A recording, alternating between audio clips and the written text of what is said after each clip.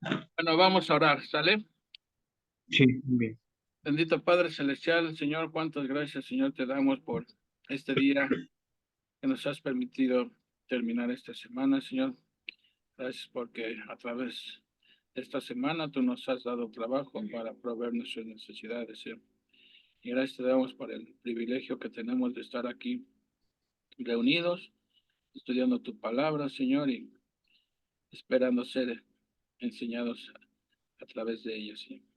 Pido por Armandito, Señor, para que exponga tu palabra con fidelidad, le recuerde las cosas que él ha estudiado, Señor, y a cada uno de nosotros danos un corazón humilde y dispuesto a ser enseñado por ti, Señor.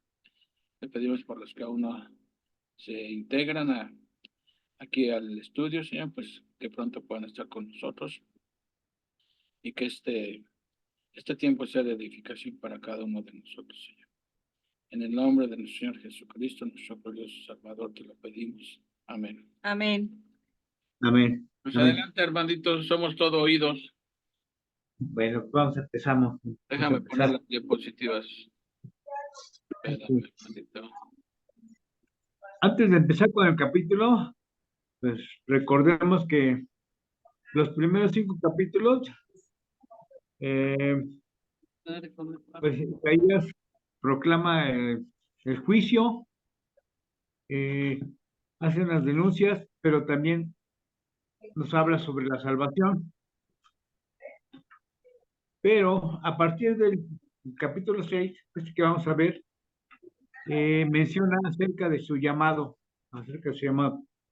Entonces, aquí surgen 3 preguntas que nos hacemos. Por ejemplo, dice, la primera tiene que ver con la relación cronológica del capítulo 6, que registra el llamado de Dios a Isaías, y los contrasta con los capítulos anteriores, los cuales hablan de juicio y de liberación. Entonces surge la pregunta, dice, ¿ministró Isaías por un periodo de tiempo antes de ser comisionado divinamente? ¿O este capítulo no sigue en orden cronológico, sino lógico, de acuerdo con la vida de Isaías? Algunos argumentan que puesto que la visión de Isaías ocurrió en el año en que murió el rey Usías, también llamado Azarías, el profeta debe haber tenido un ministerio previo, o sea, esto se refiere a los capítulos del 1 al 5, porque afirma que ministró durante el reinado de Usías. Sin embargo, se puede contestar a ello diciendo que Isaías recibió una visión en cualquier tiempo, hasta 12 meses antes de la muerte del rey. Por tanto, en este sentido, su visión ocurrió en el tiempo del reinado de Usías. Esa es como la primera pregunta. Por otra parte, es posible que la visión del capítulo 6 ocurriera antes que el profeta entregara los mensajes de los capítulos 1 y 5. Así que esta experiencia de su visión en el capítulo 6 fue como un clímax lógico y adecuado sobre la denuncia hecha de los capítulos anteriores. El capítulo 6 remarca la depravación extrema de la nación, contrastándola con la santidad de Dios. Aquí Isaías también recalca que al pueblo le faltaba sensibilidad espiritual y que por ello no cambiaría su condición pecaminosa. Ahora vamos con la segunda pregunta. Dice aquí, ¿a quién vio el profeta? Puesto que el texto sagrado normal que dice que Isaías vio al Señor, a quien llamó Jehová de los ejércitos y el rey Jehová de los ejércitos. Puesto que el apóstol Juan escribió que Isaías vio la gloria de Jesús, pudo haber sido o haber mirado a Cristo preencarnado, que por ser Dios también es el Señor. En otro comentario dice que bueno, el, el texto hebreo menciona a la palabra Adonai, que significa Señor, no se refiere a Jehová. O sea, así que el profeta no vio la naturaleza divina, porque ningún mortal puede ver a Dios, puesto que sabemos que moriría. Dice, porque es invisible además. No obstante, Isaías no tuvo ningún problema en la visión o teofanía que presenció, así como sucedió con Ezequiel o con Daniel. Y la tercera pregunta también se refiere dentro de la visión, pues que si fue cuando se encontraba en el templo. Y la pregunta dice aquí, ¿estaba allí porque era sacerdote? Sabemos que Jeremías fue hijo de sacerdotes y Ezequiel era sacerdote, pero el libro de Isaías no nos dice nada acerca de que Isaías fuera de un linaje sacerdotal. Eh, si no desempeñaba funciones sacerdotales, entonces pudo estar allí como adorador cuando vio la visión celestial. Esto nos marca que posiblemente haya estado en el patio, en el atrio de los israelitas, donde se reunía toda la gente que no tenía acceso al lugar santo y mucho menos al lugar santísimo. Sabemos que solo el, el sumo sacerdote era el único que podía tener acceso al lugar santo. Bueno, entonces, si no, si no era Al lugar sacerdote, pues, santísimo, Armadito. el lugar santísimo, perdón, sí, y es solamente una sola vez al año, Así es. ¿verdad? Bueno, entonces, no estaba físicamente en el templo, pero en una visión fue transportado a ese lugar. Así que, haciendo esas aclaraciones, empezaremos a ver el capítulo 6. Y vamos con el versículo 1, que dice que en el año que murió el rey Usías, vi yo al Señor sentado sobre un trono alto y sublime, y sus faldas llenaban el templo. De acuerdo con los comentarios de Matthew Henry, dice que bueno, pues sabemos que Isaías comenzó su ministerio con una visión y, o sea, de la gloria de Dios. Entonces, posiblemente los capítulos del 1 al 5 hayan sido o se pueden tomar como una introducción a todo lo que se refiere el libro. Eh, Vemos que eran cuestiones de juicio, pero también hablaba de salvación. Posiblemente eran como una introducción para saber de lo que se iba a tratar todo el contexto, todo el libro, ¿no? Entonces, bueno, nos menciona que en el año en que murió Usías sabemos que gobernó desde 790 a 739, fue en el año que murió. Aproximadamente fueron 51, 52 años. Y esto solamente es superado por Manasés, quien reinó 55 años. Así que pero también nos remarca el comentario que en ese tiempo, eh, pues Usías, a usted le ganó el orgullo, quiso hacer las funciones de sacerdote y entró al lugar santo, el lugar santísimo. Eh, Posiblemente haya sido insensible al pecado, no le importó, y por ese pecado, pues Dios lo castigó con la lepra. Eso pues sucedió aproximadamente en el año 750. Y a partir de ahí, pues se quedó con la lepra hasta el 739 en que murió. Pero también nos remarca que a través de su pecado, bueno, el pueblo también se estaba sumergido en el pecado. Entonces, Isaías hace una referencia a que posiblemente esto eh, pues haya sido por lo mismo que también el pueblo era insensible, ¿no? Bueno, también nos dice el versículo que cuando murió el rey, entonces, como habíamos comentado hace rato, el llamado de, de- del profeta Isaías fue posiblemente unos 10, 11 meses antes de la muerte de, del rey.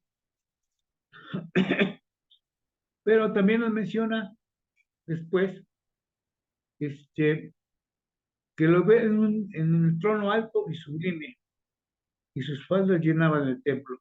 Esto nos quiere decir que cuando lo vio sentado en un trono, en el trono alto, Isaías fue trasladado espiritualmente, posiblemente hasta el cielo, ¿sí? Porque sabemos que en el templo de Jerusalén, la presencia del Señor, pues estaba en el arca del pacto. Y sabemos que, como hemos estudiado, la manera en que se presentaba el Señor era a través de un humo denso. Se llenaba el templo del humo, que este sí era la presencia de, de Jehová, ¿no? Es lo que se le llama en el llamado. Entonces, y también lo que había presenciado este, los sacerdotes en el tiempo de Salomón, cuando se llenaba el templo de su presencia, ¿no? Un humo, un humo denso que ni la luz del sol podía penetrar. Este, pero entonces vemos que Isaías, a quien vio, fue a Jesús preencarnado. Eh, y esto nos lleva a, eh, pues nos dice que está en un trono y sus faldas llenaban el templo. Bueno, sí. Dios aparece a Isaías sentado sobre un trono alto y sublime. Esto es excelso. Y elevado sobre los demás tronos, no solo porque los trasciende, sino también porque los domina y controla. El profeta no vio la visible esencia de Dios. Aquí en el texto hebreo nos dice que vio a Jehová, sino a Adonai, al Señor. Esto es las señales externas del soberano señorío. Según aclaró el propio Jesús, en Juan 12:41, dice, Isaías vio la gloria de Cristo, al monarca eterno, sobre un trono de gloria, entre, ante, ante al que debemos de adorar, trono de gobierno al que hemos de someternos, y un trono de gracia al que podemos acercarnos con toda confianza. Es decir, la orla de su manto, o sea, eh, las faldas tienen las espaldas, la orla de su manto, continúa, llenaba el templo. Como hace notar Isaías, no, que no era sacerdote, no podía pues penetrar en el santuario, propiamente dicho, sino que estaría, como habíamos mencionado, en el patio de los israelitas, que rodeaba al de los sacerdotes. Quisiéramos de pensar que al adorar a Dios en el patio de los que calle, pensamos que Isaías menciona aquí que posiblemente haya caído en un éxtasis y que recibiese así la visión que describe. De acuerdo a esto, eh, hay que notar que Isaías no era un vidente, sino que fue alguien que tuvo una visión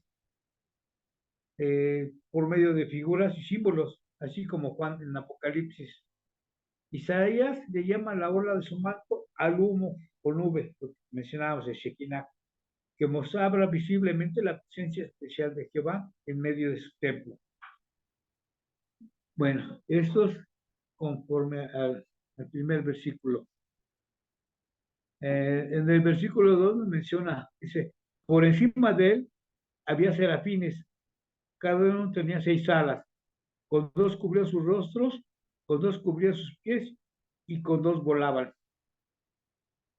Bueno, aquí nos mencionan los serafines. La palabra serafines viene del verbo será, que significa que arde o que, bueno, significa arder. Y, y esto, los serafines arden eh, por amor al Señor y por su celo que tienen a Dios. Además, también arden por el odio que tienen al pecado. Bueno, estos serafines menciona Isaías que cada uno tenía 6 alas. O sea, con 2 cubrían sus rostros.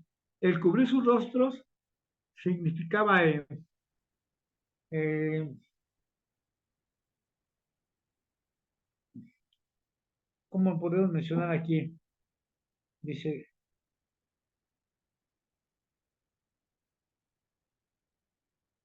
2 cubrían sus rostros, o sea, 2 sus alas, en señal de reverencia.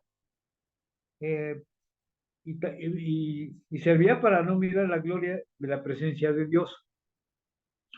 Con otras 2 alas cubrían sus pies en señal de modestia, a fin de que no descubrieran su cuerpo, esto metafóricamente hablando. Así que la reverencia, la humildad y la modestia son las lecciones que estos serafines enseñan con todo esto a los adoradores de Dios. Pero también nos menciona otras 2 alas. O sea, 2 alas eran para volar. O sea, cuando Dios los envía para, para algún encargo urgente, vuelan rápidamente. Esto nos enseña a hacer la obra de Dios con gozo y sin demora. Bueno, esto es con referencia a los serafines. Y vamos viendo que estos datos son muy interesantes porque Isaías va describiendo su visión paso por paso. En el versículo 3 dice, y el uno al otro daban voces, diciendo, Santo, Santo, Santo, Jehová de los ejércitos, toda la tierra está llena de su gloria. Comentamos hace rato que, bueno, no, aquí nos menciona que Isaías escucha luego las voces de alabanza a Dios que los serafines profieren.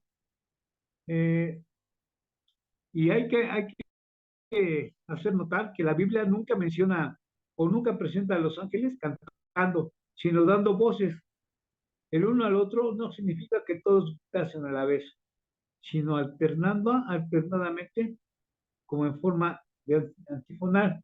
Se expresaban de manera semejante a la de los 4 seres vivientes del Apocalipsis. Esto como lo presentaba Juan. Sí, y se ensalzaban de modo especial la santidad de Dios.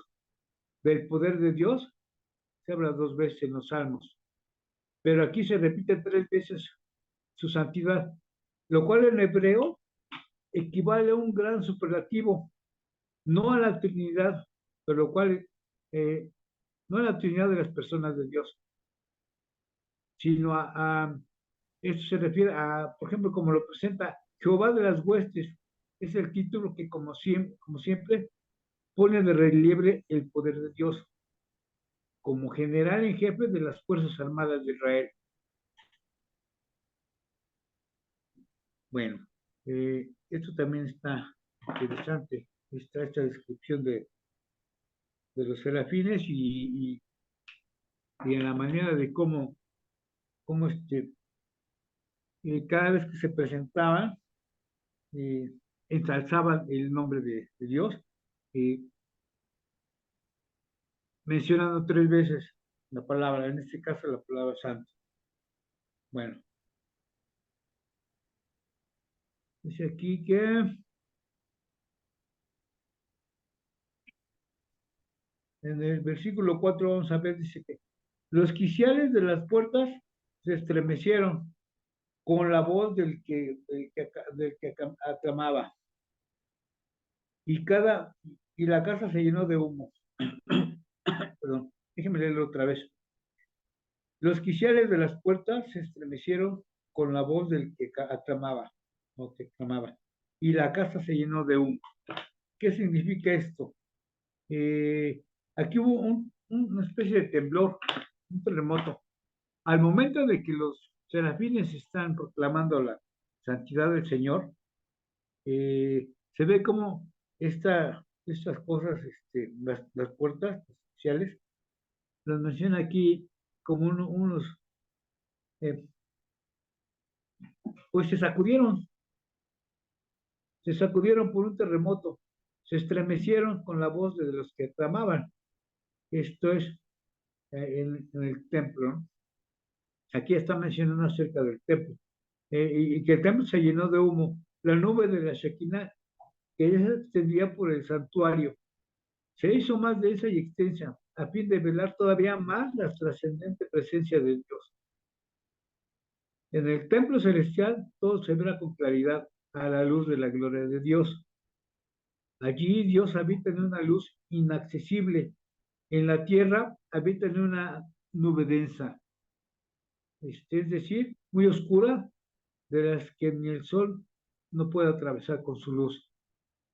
Cuando bajaba la presencia del Señor, se lo habitaba en una luz inaccesible, ¿no? En la nube, como habíamos mencionado, una nube densa. En la que estamos viendo en esta, eh, aquí nos menciona esta diapositiva, tanto la fecha de la visión, como ya vimos, que fue en el año 739, en el año en que murió el rey Usías.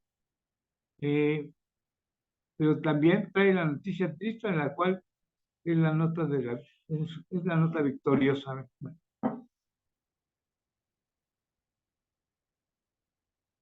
también nos habla acerca de lo que vio Isaías, que fue el trono alto, ¿no? Y que decían esto en el último, lo que se menciona en el último, quien nos dice que decía uno al otro como reverencia, ¿no? Algo así. Bueno, esto es lo que acabamos de ver, este,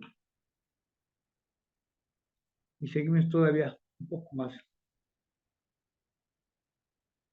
Bueno, ahora en el versículo 5 va a mencionar una especie de temor, del temor que sintió Isaías por haber visto precisamente la gloria de Dios. Recordemos que en los capítulos anteriores, los ayes que él mencionó fueron acerca de juicios en contra del pueblo de Israel por sus pecados. Pero ahora va a ser diferente porque él lo va a mencionar de una forma en que se siente atrapado, se siente descubierto por su pecado. Dice el versículo 5.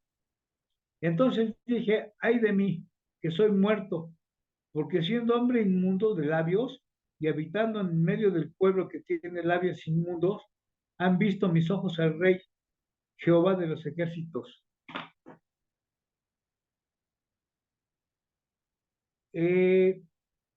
Aquí Isaías, con un terror tremendo que sentía, eh, pues sabemos que eh,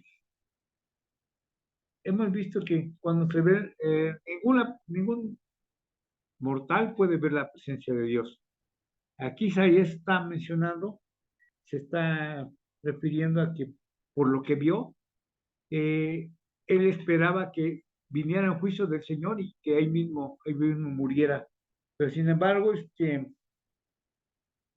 no fue así. Eh, Él, al ver toda esta magnitud de lo que es la presencia de Dios, se dio cuenta que en realidad él era pecador, igual que el pueblo, porque incluso se está, este,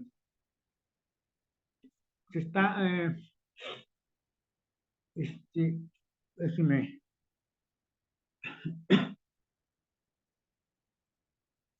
está comparando también con el pueblo de Israel, que también era pecador. Aquí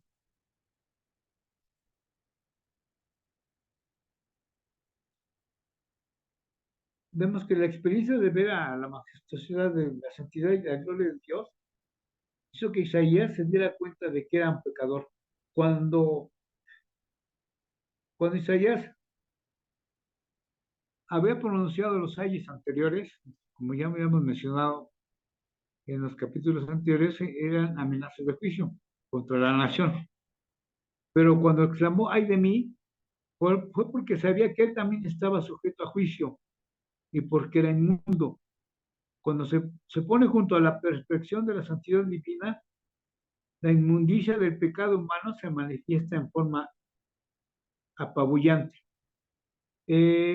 Aquí menciona que los labios inmundos, esto significa que el profeta probablemente simbolizaba sus actitudes y sus acciones, así como sus palabras, porque incluso, bueno, que a través de las palabras se reflejan los pensamientos y se asocian con los hechos.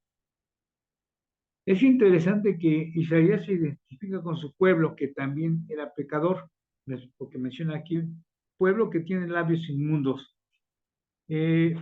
Isaías se sentía perdido, puesto que se daba cuenta, al fin se daba cuenta que era un pecador.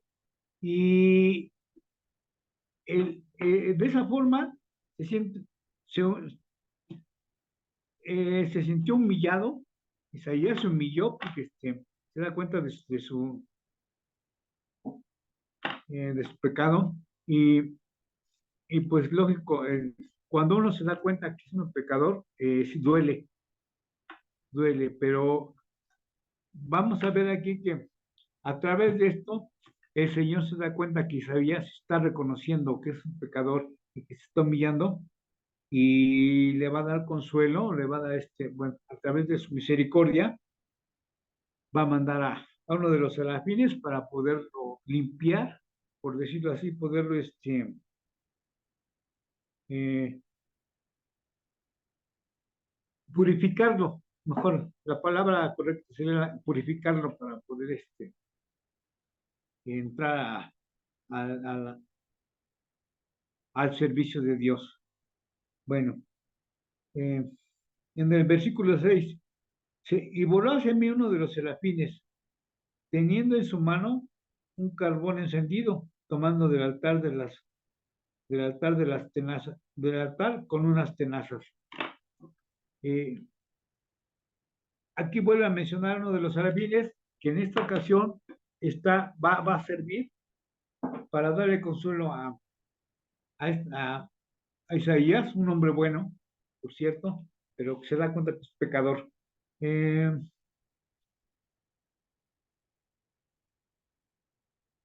Como habíamos mencionado, la palabra serafín significa el que arde, ¿no? Y esto es porque ellos tienen el amor de Dios y además tienen la sabiduría que Dios les ha enseñado, pero esto solo lo utilizan para el servicio a Dios. Bueno, a través de ese servicio eh, baja este serafín, porque incluso menciona a Isaías que están por encima del Señor, pero a un lado, o por decirlo atrás de él, proclamando su santidad. Baja uno de los serafines y menciona aquí que en una mano toma un carbón. Este carbón se lo va a colocar en los labios para purificarlo, para limpiar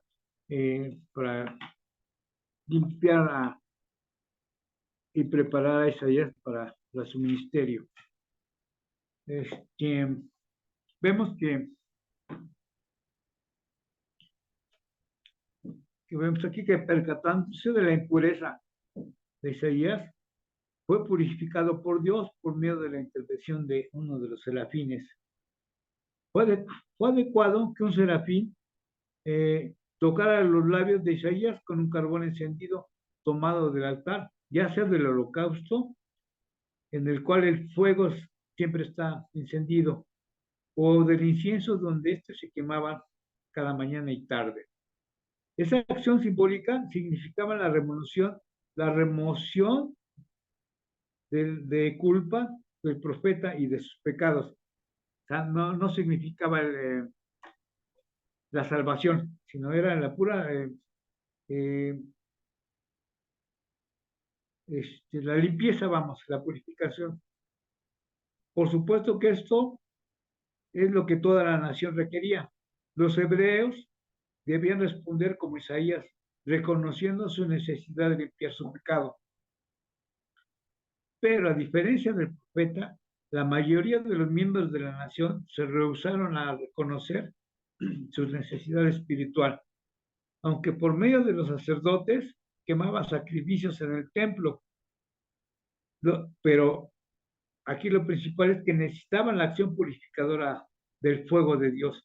Así que por ese lado, pues, seguían quedando inmundos. Bueno, en el versículo 7 dice, he tocado con él sobre mi boca, ¿sí? Y tocando con él sobre mi boca, dijo, he aquí, que eso que toco tus labios y es quitada tu culpa y limpio tu pecado. En ese sentido, aquí Isaías queda limpiado precisamente de su pecado y purificado, preparándolo en ese momento para el servicio de Dios. El versículo 8 nos marca, después de oír la voz del Señor que decía, ¿a quién enviaré y a quién irá por nosotros? ¿Y quién irá por nosotros? Entonces respondí yo, heme aquí, envíame a mí. El Señor no podía llamarle a Isaías hasta que estuviera purificado. Aquí vemos que ya por medio de uno de los serafines le da precisamente la purificación a Isaías. Ahora sí, ya purificado, el Señor lo llama y dice aquí que en el versículo 8, después oí la voz del Señor que decía, ¿a quién enviaré y a quién irá? ¿Y quién irá por nosotros? Esto no, eh, Dios preguntó, ¿a quién enviaré y quién irá por nosotros? La palabra nosotros, con frecuencia, con referencia a Dios, es una alusión no a la Trinidad, sino esta doctrina, aunque no aparece especialmente en el Antiguo Testamento, es una verdad implícita, porque se trata del mismo Dios en ambos testamentos. Aquí nos da a entender, en este versículo, que el Señor está eh, en una asamblea, por decir, con la Trinidad, eh, y que en ese momento que llama a Isaías, dice, bueno, ¿a quién enviaré? No necesariamente la pregunta que dice aquí no significa que Dios no supiera quién iría, o que espera que cuando menos alguien respondiera. Lo que él hizo, o sea, lo que el Señor hizo con esta pregunta, eh, era para dar a Isaías, ahora que ya estaba purificado, una oportunidad, la oportunidad de servir. Que el profeta sabía, al igual que él, que todos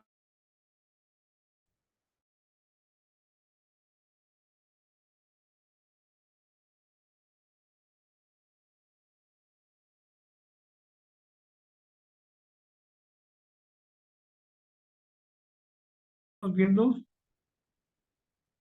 ya que a través del llamado, el Señor le está dando una oportunidad a Isaías para servirle, así como a nosotros nos llama más bien cuando oímos el llamado del Señor, cuando nos damos cuenta de los pecadores que somos y llegamos al arrepentimiento, estamos listos para poder servirle al Señor, siempre y cuando tengamos la voluntad de poderle servir. Vemos que en la iglesia, pues, cada quien tiene su ministerio.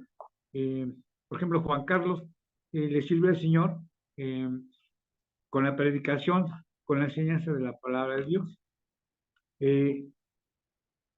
Leti y Patti y Dani, pues le sirven al Señor en las alabanzas. Uriel le sirve con el ministerio de las ofrendas, y uno pues también tiene la oportunidad de servirle, acomodando las sillas, cantando también de las alabanzas.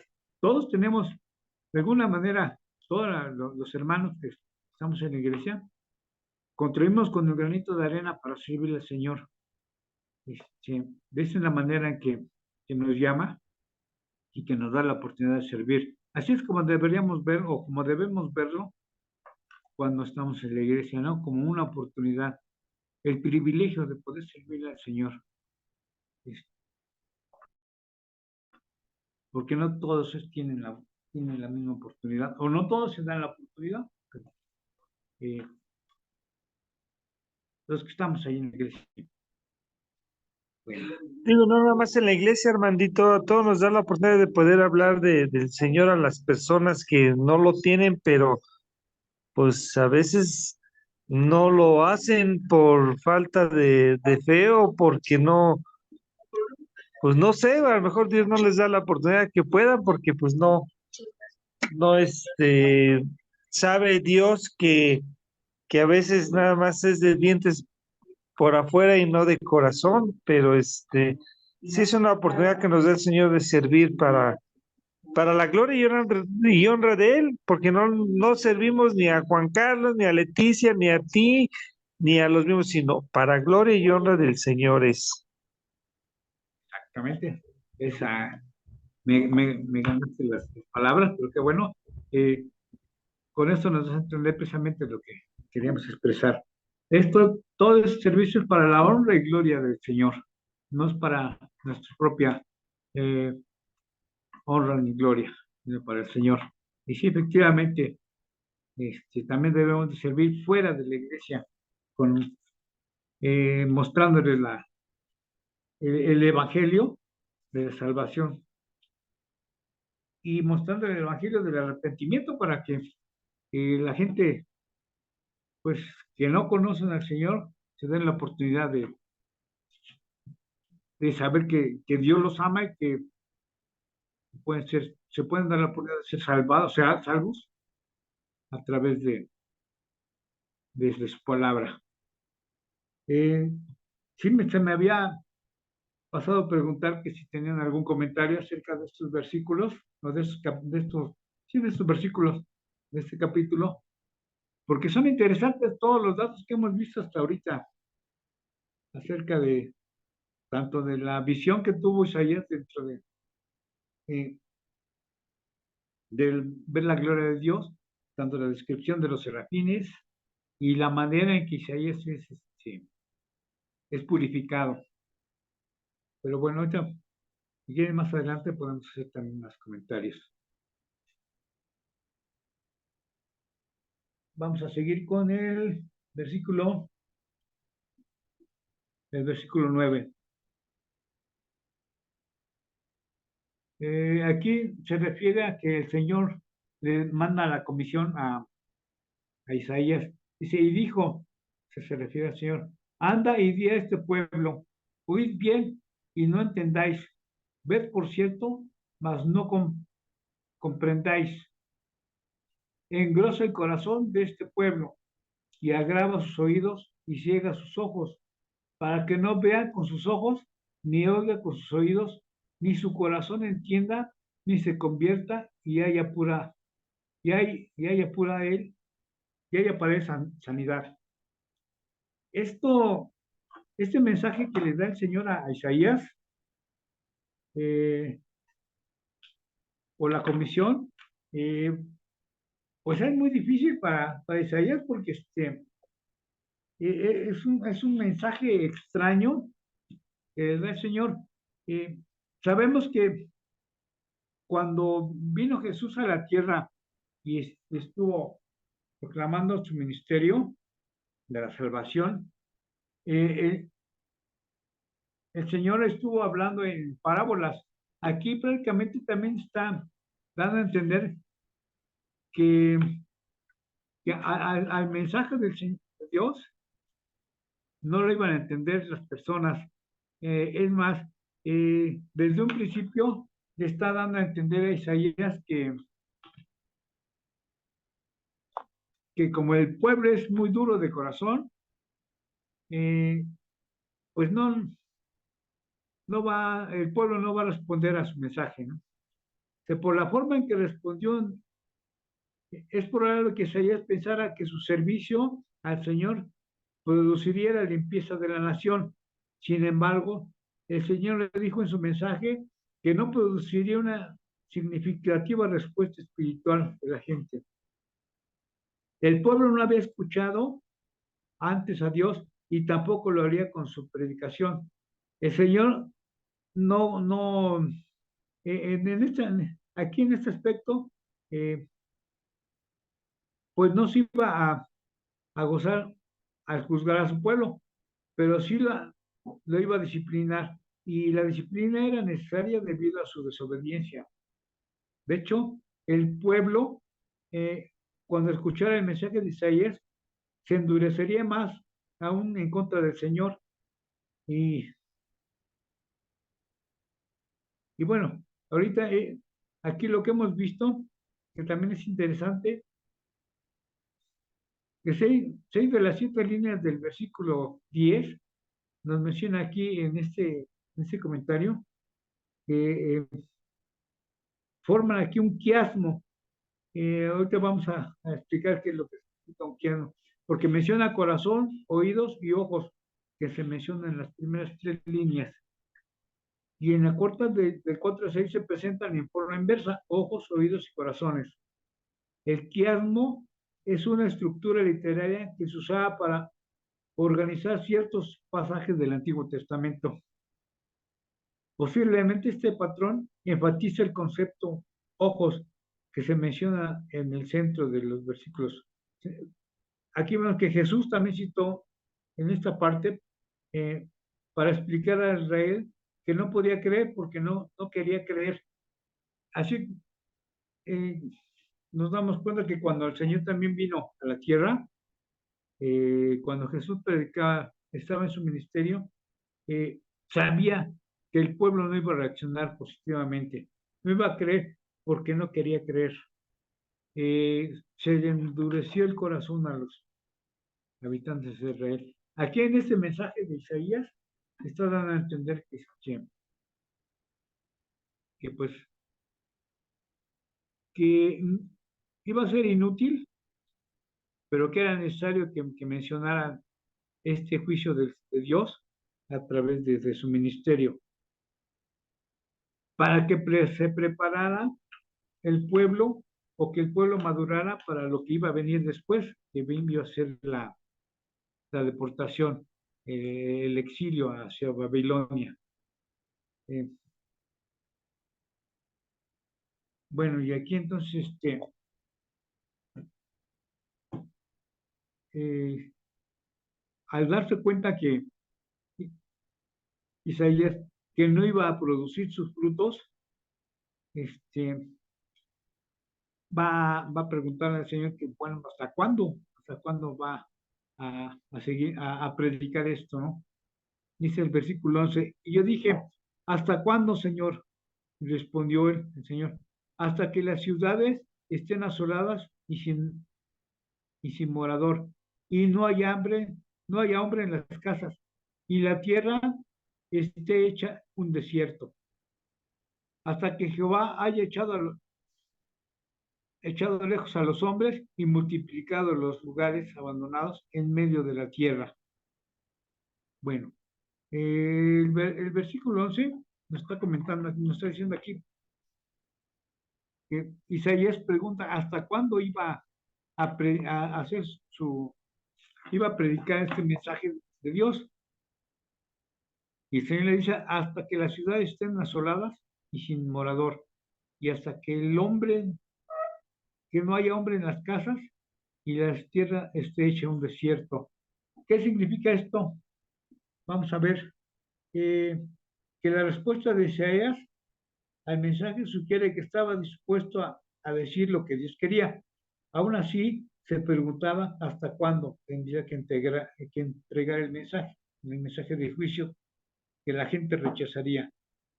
Y vemos que aquí que el Señor le respondió que deba proclamar hasta que sobreviniera el juicio, hasta que ocurriera el exilio babilónico, o babilonio más bien, y que el pueblo fuera deportado de la tierra, dejando así sus campos y ciudades arruinados. Aunque Isaías no vivió todo ese tiempo, Dios le dio a entender que debía predicar incluso si llegaba a vivir hasta que el tiempo, para ver el tiempo de la caída de Judá. Bueno,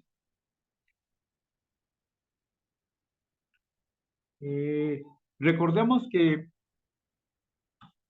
aquí Isaías, cuando llega al llamado del Señor en el 739, eh, faltaba poco para que el reino, el reino de Israel, el reino del norte, fuera, fuera enjuiciado por el Señor y fuera deportado por el imperio de Asiria. Aquí se está refiriendo precisamente eso, Señor, que la tierra eh, quedara vacía. Y sabemos que aquí Dios le está mandando este mensaje a todo el pueblo de Israel. Sabemos que cuando estando ya en el reino dividido, los dos reinos, este, bueno, hasta que la tierra esté deshabitada. Eh, Esto sucedió con el reino del norte en el 32, en el 732, cuando el imperio asirio conquistó Samaria y se llevó deportados a todos los habitantes. Y quedaba solamente el pueblo de Judá, el reino del sur. Aquí ahorita nos vamos a mencionar por qué. Eh, ya leyendo el último versículo es como vamos a dar cuenta. En el versículo 13 dice, y si quedara aún en ella la 10ª parte, esta volverá a ser destruida, pero como el roble y la encina, que al ser cortados aún, queda el tronco, así será el tronco la simiente santa. Aquí se está refiriendo precisamente a lo que fue la invasión de los asirios. Eh,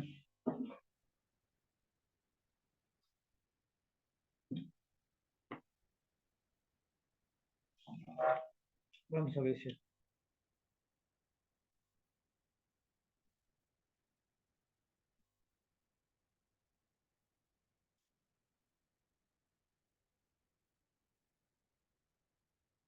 Dice que este comentario está interesante, lo voy a leer.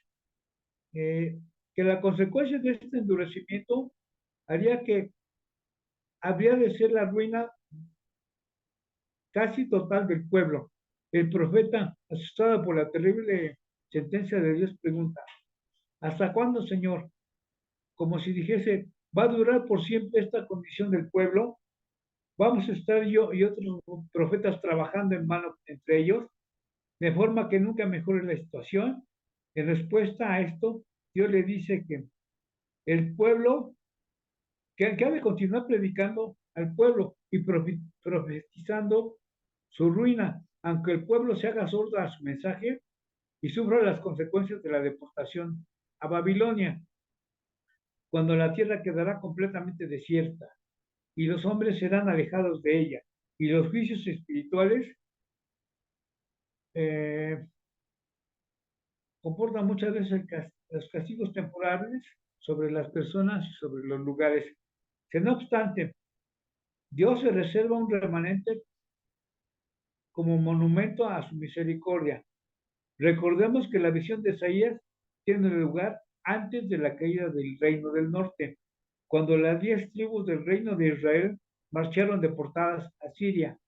Quedó la 10ª parte, esto es el reino del sur, reino de Judá.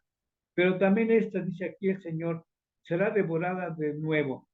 A su vez, después de la deportación a Babilonia, había de volver una 10ª parte de aquella 10ª parte. O sea, iba a regresar una 10ª parte de los que habían sido deportados a Babilonia, como vimos en los libros anteriores, cuando regresó cuando regresaron nuevamente a la tierra de Judá, a la reconstrucción del templo y la reconstrucción de los muros de la ciudad, ¿no? Eso fue lo que aquí vemos que él se refiere a la 10ª parte de la 10ª parte, que era el reino de Judá. Y precisamente esta 10ª parte que constituía el reino de Judá, con lo que siempre queda el pueblo de Dios junto con.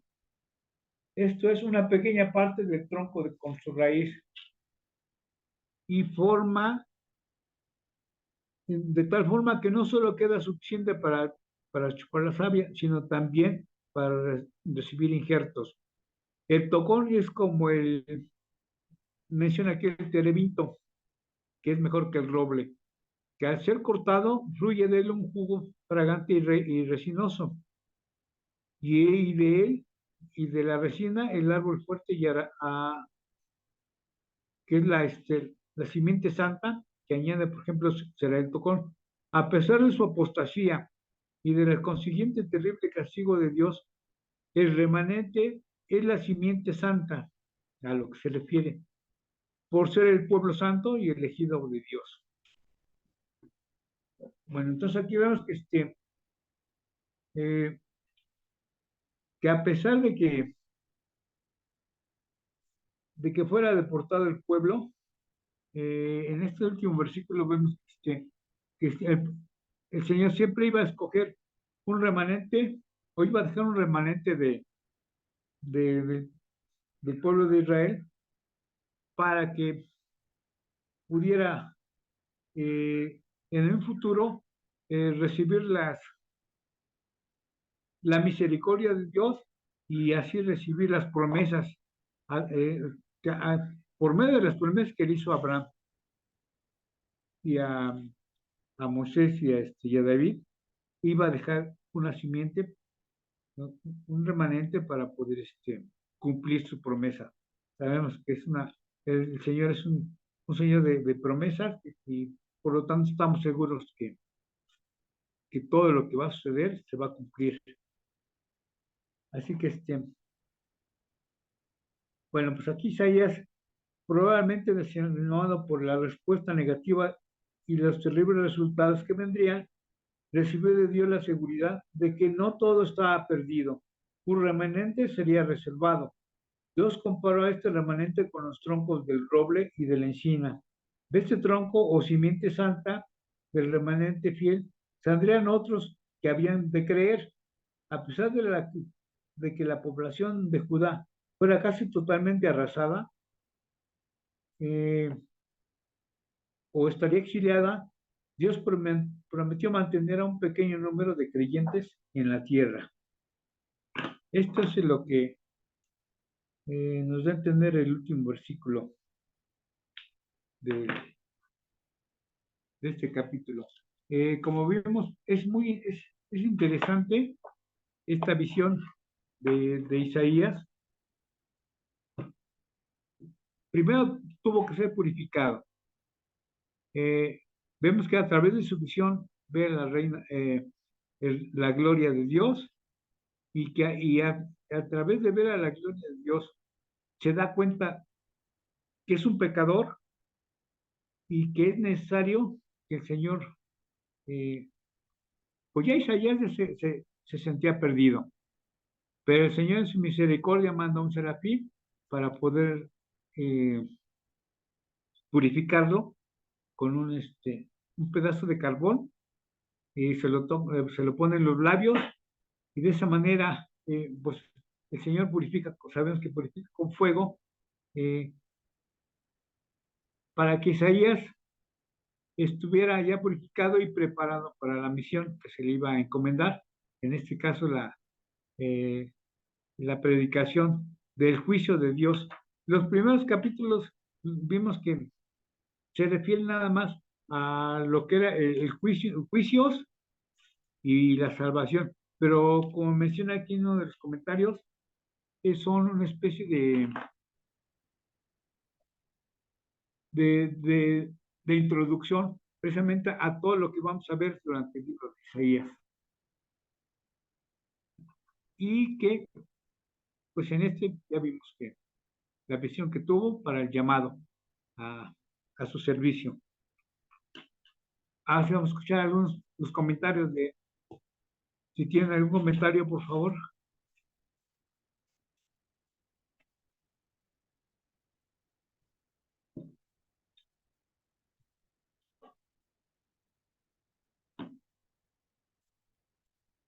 Bueno. Bueno, Ah, sí. Pensé que ya me había. No, se estamos escuchando. Perdón.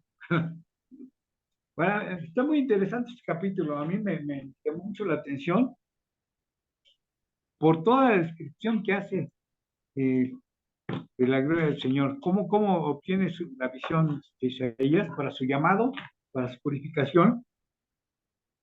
Y que a través de este llamado ya Isaías está presto, está preparado ya para poder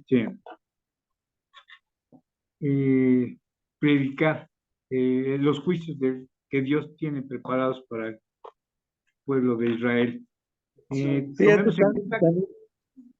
perdón, tan enojado que estaba el Señor, bueno, en esa situación que les dijo que tenían oídos y que no quería que escucharan, aunque les hablara, que no quería él que se arrepintieran y que se volvieran a él, por lo mismo de toda la situación que habían pasado el pueblo. Imagínate qué tan grave era la situación que no querían que se repitieran ni nada. Digo, eso a mí me llama la atención, ¿no? Ya son las consecuencias que está pagando el pueblo. Sí.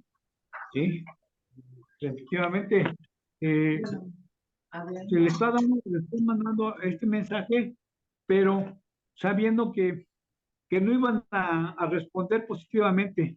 Este mensaje le dice, tú les vas a dar este mensaje, pero les vas a dar a entender, o mejor dicho, a través de ese mensaje nadie te va a responder, porque les vas a cerrar el corazón, más bien les vas a endurecer el corazón, les vas a cerrar los oídos, a los ojos, y les vas igual a cerrar los oídos. No te van a escuchar, por lo mismo que por tantos pecados, tantas cosas que había pasado el pueblo de Israel, tanta desobediencia que había tenido con Dios, con el Señor, que efectivamente estaba enojado, que definitivamente pues tenía que llegar, el juicio tenía que llegar en una disciplina. De esa manera iba a disciplinar al pueblo, ¿no? Sí, Sí, claro, perdón. adelante. No, ya me decía, yo sé como que iba a disciplinarlo al pueblo, pero iba a dejar siempre ¿cómo se le dice? Permanente o de... Permanente. Eso, Sí. remanente, perdón, ¿no? Como el tronco, dicen, ¿no? Que siempre se corta, pero se queda el pedacito ahí de madera, ¿no? Adelante, Leti. Amén. Sí, respecto a lo que decías, ¿no? Me llama la atención que ahora que está predicando Juan Carlos Efesios, que es un libro realmente fascinante, cómo tiene similitud con lo que está diciendo Isaías, con lo que le está diciendo el Señor a Isaías, ¿no? Le está diciendo que lo va a mandar, pero que no le van a creer realmente. porque tienen, como si el Señor les ha, puesto, pues, Endurecido. endurecido el corazón, ¿no?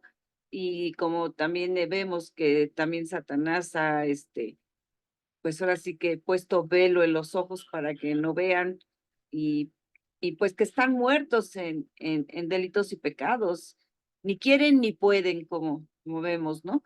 Pero igualmente, Dios siempre tiene un remanente, como decías tú, Uriel, que se mantiene fiel a pesar de las circunstancias que estén viviendo, ¿no? Igualmente nosotros, tengamos, bendición o no tengamos bendición aparentemente para los propósitos de Dios, pues siempre debemos mantenernos fieles, ¿sí? Viendo hacia arriba y no viendo hacia abajo las circunstancias, porque cuando vemos hacia abajo nos desanimamos, ¿no? O a los lados.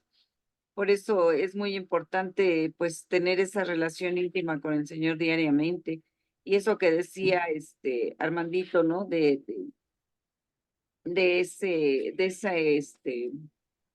pedazo ay, se me fue el nombre, con el que le puso en la boca, ¿cómo dijiste? Carbón. El pedazo de carbón para purificar al Señor, ¿no? Me imagino yo que era como el Espíritu Santo, que Dios le mandó el Espíritu Santo para hacer su obra, sus propósitos, ¿no? Igualmente nosotros, cuando Dios nos escoge, nos da vida, nos quita la venda de los ojos, entonces Dios nos prepara por medio de su Espíritu Santo para también servirle y ser sus mensajeros para que mucha gente se arrepienta, ¿no? Por la pura gracia del Señor. Entonces, pues, sí, estar bien alertas porque realmente, muchas veces pareciera que estamos aletargados, dormidos, ¿no? Y muchas veces, las tareas diarias que tenemos en la vida, pues nos atrapan y cuando vemos ya es noche y mañana, Señor, úsame, hazme hablar y todo. Entonces, sí, estar en constante comunión con el Señor, ¿no? Sí, me pareció también muy interesante el capítulo. Bueno, yo Sí, no, es corto, pero es preciso. Sí. Adelante, Lolito. sí. Un par de comentarios nomás porque ya lo han dicho todo. Ya no dejan nada para uno. Decía, comentando sobre esto de santo, santo, santo, si observan qué significa, por qué tres veces santo, por qué no nada más dice santo, o diría santísimo, es un hebraísmo, Dios Padre, es, Para ¿no se refiere a resaltar, Dios Padre, Dios Hijo y Dios Espíritu? no, es cuando, No. es un hebraísmo que es como un superlativo, Ujú. en lugar de decir santísimo, Como nosotros. ellos dicen santo, santo, santo tres veces, lo repiten cuando quieren enfatizar algo, ¿sí? Que es un superlativo. Y luego en el 5 dice, ay de mí que soy hombre muerto, porque siendo hombre de inmundo de labios y habitando en el medio del pueblo que tiene labios inmundos, han visto mis ojos al Rey, Jehová de los ejércitos. Cualquier persona que está consciente de la santidad de Dios, pues la santidad de Dios hace resaltar nuestra pecaminosidad, ¿no? O sea, no podemos contemplar a Dios y pensar que nosotros somos muy buenos, no, al contrario, la santidad de Dios refleja cuán pecaminosos somos, ¿no? Algo que Pablo explica que ante tanta gracia que Dios le ha otorgado, pues entre más gracia le ha otorgado, más pecaminoso se sentía él, ¿no? Así debe ser. Y luego dice, cuando dicen el 8, después oí la voz del Señor que decía, ¿a quién enviaré y quién irá por nosotros? También algo comentó Armandito. Este versículo no lo puedes tú utilizar para demostrar la Trinidad, como tampoco puedes utilizar Génesis donde dice, eh, hagamos al hombre a nuestra imagen y semejanza, o descendamos y confundamos. Está hablando de un plural porque muchas veces los que están en contra de esto dicen que ese es un vocablo de majestuosidad. Aunque esos versículos apuntan a la Trinidad, nunca los utilicemos para querer demostrar la Trinidad y al menos ante un testigo de Jehová. Pero sí puedes utilizar un versículo que es contundente, también está en Isaías, si no mal recuerdo, es Isaías 48. Acompáñenme ahí. Si quieres ser más contundente con esto de la Trinidad, utiliza este versículo mejor. Pónganse ahí en Isaías 48, 16. Y vean aquí. Y este sí es contundente acerca de la Trinidad.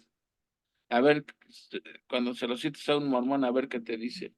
A un mormón, a un testigo. Fíjense, Oíd esto. acercaos a mí, 48, 16 de Isaías. Acercaos a mí, oíd esto. Desde el principio no hablé en secreto. Desde que eso se hizo, allí estaba yo. Y ahora me envió Jehová el Señor y su Espíritu. ¿Cuántas personas salen ahí a relucir? El que está hablando, Tres. luego menciona a Jehová el Señor y menciona al Espíritu. Entonces, ahí está hablando de 3 personas, ¿sí? El que está hablando ahí no es el profeta, está hablando el Mesías. Acercaos a mí y oíd desde el principio, no hablen en secreto. No puede estar hablando Isaías porque Isaías no estuvo desde el principio. Entonces, el que está hablando Ajá. ahí es Jesús. No hablen en secreto, desde que eso se hizo, allí estaba yo, o sea, desde la creación, desde siempre. Y ahora me envió Sí. Jehová el Señor, ahí está haciendo una alusión al Padre, y su 2. Espíritu, ahí está en la tercera persona. Entonces, este ¿La versículo, Trinidad o qué sería? exactamente, ahí resalta la Trinidad en todo su esplendor. Entonces, hasta remarquen ese versículo, porque ese sí sirve para apoyar la doctrina de la Trinidad. 15 y 16. 15 y 16. Ajá, sí, 15 y 16. Ok, luego otro comentario, dice, entonces responde, heme aquí, envíame a mí. Ahí se está hablando de la disposición que tiene Isaías para servir a Dios. Ahí también es una bofetada para nosotros, porque nosotros decimos, heme aquí, envíalo a él, ¿no? O sea, queremos que siempre otro haga lo que nos corresponde a nosotros hacer, ¿no? Entonces, esto habla de un llamado al servicio. Yo creo que Dios nos llama a todos a servirle. Y no solamente nos llama, es una forma de gratitud el mostrar a Dios sirviéndole con el don que Dios te haya dado. Pero imagínate, eso habla de la disposición, pero si a veces nos cuesta hasta trabajo ir a la iglesia, congregarnos, pones pretextos para no ir a la iglesia, para no agarrar la Biblia, pues qué disposición vas a tener para servirle, ¿no? Entonces creo que un creyente agradecido, consciente de lo que Dios ha hecho, lo mínimo que puede hacer es servirle, y no necesariamente predicando o siendo la gran cosa, servirle hasta, como dijo hermanito, hasta acomodando sillas. Es tan valioso como el que predica o el evangelista. Y luego otra cosa también interesante, dice, la comisión que el Señor le da en el 9 dice, anda y di a este pueblo, oíd bien y no entendáis. Ved, por cierto, mas no comprendáis. Engruesa el corazón de este pueblo y agrava sus oídos y ciega sus ojos para que no vean con sus ojos, ni oiga con sus oídos, ni su corazón entienda, ni se convierta y haya para él sanidad. 2 cosas. Dios está mandando a profetizar a Isaías al pueblo, pero le está diciendo de antemano que nadie le va a hacer caso. Es más, ni siquiera van a entender. O sea, humanamente la respuesta sería, pues entonces, ¿para qué me mandas si nadie me va a hacer caso? Como si Dios te dijera, ve y predícale a toda la calle en la que vives. Pero ¿sabes qué? Nadie te va a hacer caso, ni te van a fumar, y es más, ni van a entender lo que les vas a decir. Entonces, ¿para qué me mandas? Pero aquí está hablando de un acto de obediencia. A nosotros nos corresponde obedecer, y las sazones de lo que Dios determine, eso le toca a él. Aunque Dios te diga, ve y predica, aunque nadie te va a creer, pues uno tiene que obedecer, porque, como dijo Pedro, en tu palabra lo haré. Entonces voy a ir y voy a predicar, aunque Dios me diga, nadie te va a creer, ¿sí? Bueno, más que nada es un acto de obediencia. Pero ¿qué indica más esto también? Que ese es un juicio en contra de Israel, pero alguien podría pensar, humanamente pensando, pues entonces si Israel está así, es porque Dios los entregó a juicio, ¿sí? Dios es el que está endureciendo su corazón, Dios es el que está diciendo, van a oír, pero no van a entender. Pero ¿será esto cierto así? ¿Quién empezó el No. endurecimiento? Ellos mismos. Ellos mismos endurecieron su corazón. Y esto nos recuerda lo que dice Pablo ahí en Romanos 1. habiendo conocido a Dios, no le reconocieron como Dios. Entonces, el juicio de Dios te entrega a la inmundicia, a mentes reprobadas, etcétera. Pero no es porque Dios haya tomado la iniciativa. O sea, Dios, en otras palabras, parafraseando, dice, pues, ¿te quieres atascar de lodo? Pues atáscate y te acabo de hundir. O sea, te quito el freno, que lo que podría detenerte te lo quito, pero como consecuencia de tu obstinación, de tu desobediencia, ¿sí? Y otra cosa que a veces utilizan los pentes, que dicen para que ni se conviertan y haya para él sanidad. Esta palabra, esta misma cita la hace Jesús en Mateo 13, donde cita estas palabras y quieren aquí poner sanidad, como que está hablando de sanidad física. Pero la palabra sanidad ahí, cuando dice, y yo lo sane, es la palabra yatete. Y esa palabra siempre se refiere a salud espiritual. Porque aquí a poco aquí Isaías está diciendo que está hablando de sanidad física. No. No. Aquí lo dice claramente, que ni su corazón entienda ni se convierta y haya para él sanidad. O sea, sanidad física. ¿Está hablando de sanidad física? No. Para nada, está hablando de sanidad espiritual. Entonces, abusados cuando les quieren decir que esa palabra sanidad se refiere a sanidad física, para nada, está hablando de sanidad espiritual. Y pues ya por último, lo que decía es que a pesar del juicio de Dios, siempre Dios se reserva un remanente fiel, ¿sí? Dios, ahora, este juicio de Dios hasta el día de hoy está vigente, digámosle así. ¿Qué piensan? Sí. Sí, claro, ¿no? Sigue vigente, sí. Si el pueblo de Israel es como víctima del juicio de Dios, o sea, Israel está bajo el juicio de Dios hasta que se cumpla el tiempo de los gentiles, o sea, hasta que el Señor recoja su iglesia, nuevamente va a tratar con Israel, ¿sí? Y ese es el propósito de la tribulación, que Israel doble sus manitas y reciba a sus manitas y digan, bendito el que viene en el nombre del Señor, ¿sí? Bueno, esos eran mis comentarios nada más. Bien. Y pues creo que si hay algo que agregar, pues adelante. Y si no, pues ya, arrivederci. Sí, sí. Sí, Estuvo no, pues corto yo el ya capítulo. está Muy, cortito, pero bueno. Breve pero muy, sustancioso. sí. Bueno, pues entonces ya despídenos con una oración, Urielon. Sí, en nombre sea de Dios, vamos a darle gracias al Señor y vamos a inclinar nuestro rostro y Señor Padre bendito, ¿a quién le damos las gracias? A ti, Señor mío, porque tú eres el Dios omnipotente, omnisciente, omnipresente, Señor Padre bendito, gracias porque has puesto tu mirada en nosotros, Señor Padre bendito, gracias, Señor, porque tenemos a tu Espíritu, Señor, que nos redarguye, nos da la oportunidad de que podamos hacer mejores personas cada día, Señor Padre bendito, que ayudemos, Padre bendito, a todas las personas que están a nuestro alrededor hablando de ti, Padre Santo. Gracias, Señor Padre bendito, porque nos permitiste estar aquí a los que estamos, Señor, y los que no estuvieron, bendícelos donde quiera que estén, Señor mío. Gracias por este alimento espiritual, Señor mío. Te pido que podamos descansar esta noche, Señor mío, y que mañana nos des la oportunidad de despertar para poder hacer nuestras actividades, Señor mío. Gracias y que podamos estar presentes el domingo, Señor mío, para alabarte y darte la honra y la gloria, Señor mío. Gracias. En el nombre de tu amado Hijo Jesucristo te lo pido. Amén. Amén. Amén, amén, amén. Amén. Bueno, pues que Dios les bendiga. Si Dios no dispone otra cosa o llega antes del domingo, pues nos veremos el domingo. ¿Vale? Nos vemos el domingo. Está bien. Gracias, Armandito. Amén, amén. Gracias. Gracias, Que pasen Armando. buena noche. Bye. Saludos a todos. Bye. Saludos. Igualmente. Bye. Bye, bye.